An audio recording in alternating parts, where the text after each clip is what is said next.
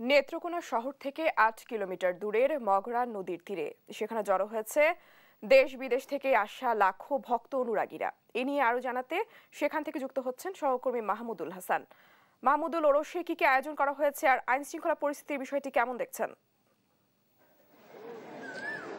ধন্যবাদ টুম্পা আপনাকে। আমি এই মুহূর্তে আছি নেত্রকোনার মদন সেই মাজার, যে শাহ সুলতান কমিরউদ্দিন রুমির সেই মাজারে আসছি। আপনাকে যদি একটু দেখাতে চাই যে এখানে প্রতি বছর ফাল্গুনের পূর্ণিমাতে 3 দিন ব্যাপী অনুষ্ঠানটি অনুষ্ঠিত হয়। এখানে দেশ এবং বিদেশের বিভিন্ন অঞ্চল থেকে ভক্ত অনুরাগীরা তাদের মনোবাসনা পূরণের জন্য তারা একত্রিত হন। এখানে তারা মানত করেন। আর এখানে এই ওরসকে ঘিরে বিভিন্ন কাফেলা তৈরি হয়েছে। সেখানে কিন্তু এই যে এখানে স্থানীয় এবং বাহিরের যে লোকজন যারা আছেন তারা সেখানে গান বাজনায় মত্ত থাকেন এবং পাশাপাশি তারা ইবাদতও করে থাকেন। তো এই আমাদের সাথে মাজার কমিটির একজন আছেন, যেহেতু সময় সংকট আছে, সেখানে ওনার সাথে একটু কথা বলে নিই। আচ্ছা, এই মাজারে আসলে আপনারা সেটা কিভাবে পরিচালনা করছেন? আর কিছু দেখলাম যে আপনার এই লোকজন এখানে মাজারে আপনার সেজদা করছে, তবারক দিচ্ছে, এটা কি বলবেন? ধন্যবাদ। এটা মূলত শাহ সুলতান কমরউদ্দিন রুমি রহমতুল্লাহ আলাইহি 445 হিজরি 1053 খ্রিস্টাব্দে এই বঙ্গদেশে আগমন করেন।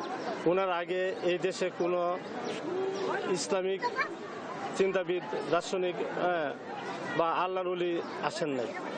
তাই এই হিসাবে ওনাকে বিসমিল্লাহ পীর হিসাবে অভিহিত করা যায়। উনি এখানে 120 জন সঙ্গী সহ চট্টলা, বর্তমান চিটাগাং হয়ে বাংলাদেশে আগমন করেন। শেষ পর্যন্ত যারা দিচ্ছেন, মানে বিভিন্ন টাকা পয়সা বলছি এটা এখানে যে টাকা পয়সা হয়, এটা আমরা মাজার কমিটি মাজার উন্নয়নের জন্য 40% ব্যয় করি, আর 60% খাদেমদের মধ্যে আমরা বিতরণ করি। এর মধ্যে এই 60% থেকেই এখানে যারা ভক্তবৃন্দ আগত আসেন তাদের খাবার দাবার সবকিছুই খাদেমরা বহন করেন। আর আমরা যে আচ্ছা, ধন্যবাদ।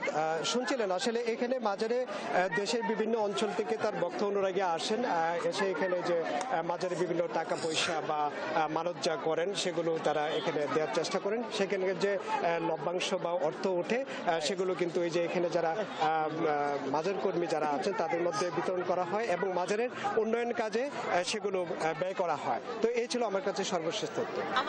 আপনাকে ধন্যবাদ। দর্শক, সহকর্মী মাহমুদুল হাসান জানাচ্ছিলেন নেত্রকোনা থেকে।